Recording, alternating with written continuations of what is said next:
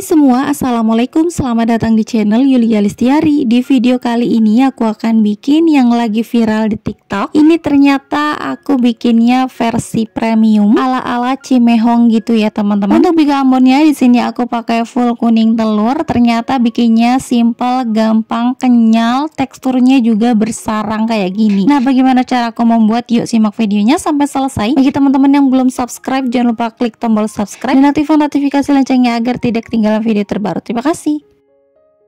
Langkah pertama, kita akan membuat santan aromatiknya. Siapkan pan atau panci, masukkan 350 gram santan. Aku pakai 2 bungkus santan instan ukuran kecil, ditambahkan dengan air.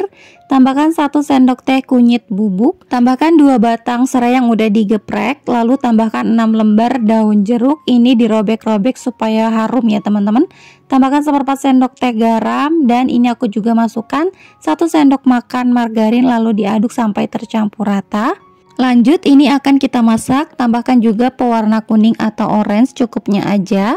Lanjut, ini akan kita masak sampai benar-benar mendidih ya. Pastikan diaduk terus supaya santannya itu tidak pecah. Nah, kalau udah mendidih seperti ini, matikan kompor dan tunggu sampai benar-benar dingin ya. Lanjut, kita akan membuat bahan biangnya. Masukkan 2 sendok teh ragi instan, 1 sendok makan tepung terigu, dan 1 sendok makan gula pasir. Tambahkan juga air hangat-hangat kuku, aku pakai 150 ml. Kemudian ini kita aduk sampai tercampur rata, dan ini akan kita diamkan dulu minimal itu 30 menit ya. Nah, kalau udah berbuih seperti ini tandanya raginya aktif ya. Ini bisa langsung digunakan. Lanjut, ini akan kita sisihkan dulu. Selanjutnya di wadah besar, masukkan 8 butir kuning telur. Aku pakai ukuran sedang. Masukkan juga 2 butir telur utuh. Aku juga pakai ukuran sedang. Dan ini aku juga masukkan pasta vanila. Boleh pakai vanili bubuk. Tambahkan 180 gram gula halus. Aku pakai gula di blender. Dan ini akan kita kocok sampai gulanya larut ya teman-teman. Sebenarnya kalau pakai mixer juga boleh, tapi jangan sampai mengembang ya teman-teman. Cukup dikocok aja menggunakan mix seperti ini. Kalau gulanya udah larut, masukkan bahan biangnya tadi yang udah kita buat. Masukkan santan aromatik tadi, jangan lupa disaring ya teman-teman, karena ini kan tadi ada yang daun-daun juga. Kemudian ini diaduk lagi sampai benar-benar tercampur. Kalau udah, di sini aku masukkan tepung tapioka. Aku pakai sekitar 250 gram. Tepungnya kita ayak dulu supaya nggak ada yang bergerindil ya teman-teman.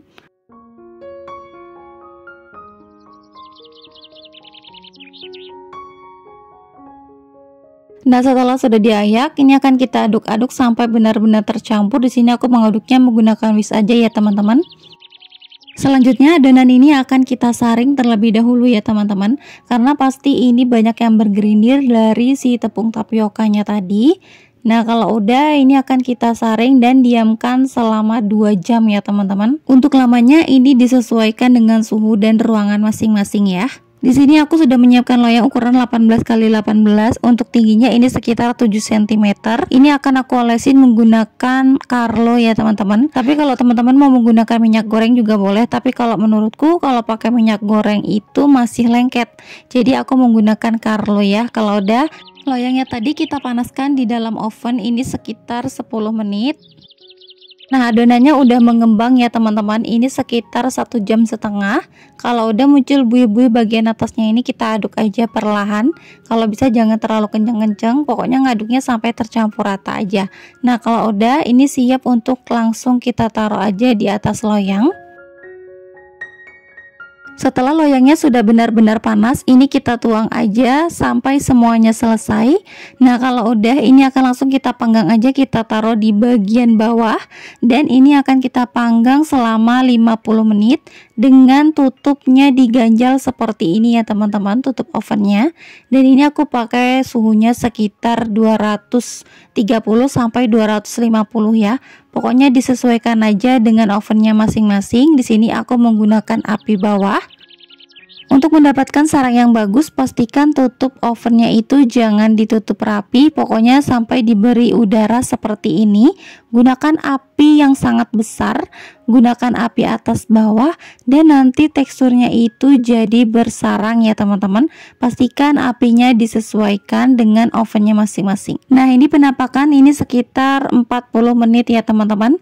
Nah, kalau misalnya udah 55 menit bisa diangkat aja, kemudian pindahkan ke rak bagian tengah.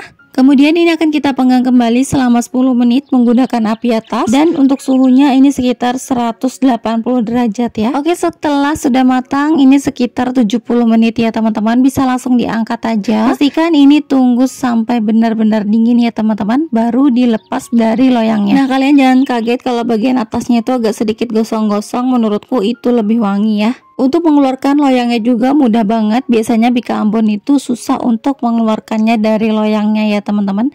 Kenapa bisa gitu? Karena si loyangnya itu nggak terlalu panas dan dia tuh menggunakan minyak goreng. Tapi itu versi aku ya, karena aku udah trial dan coba berkali-kali untuk bikin bika Ambon yang berhasil, itu agak sedikit sulit. Oke, sekarang kita potong-potong aja. Ini dipotong-potongnya sesuai selera aja ya teman-teman.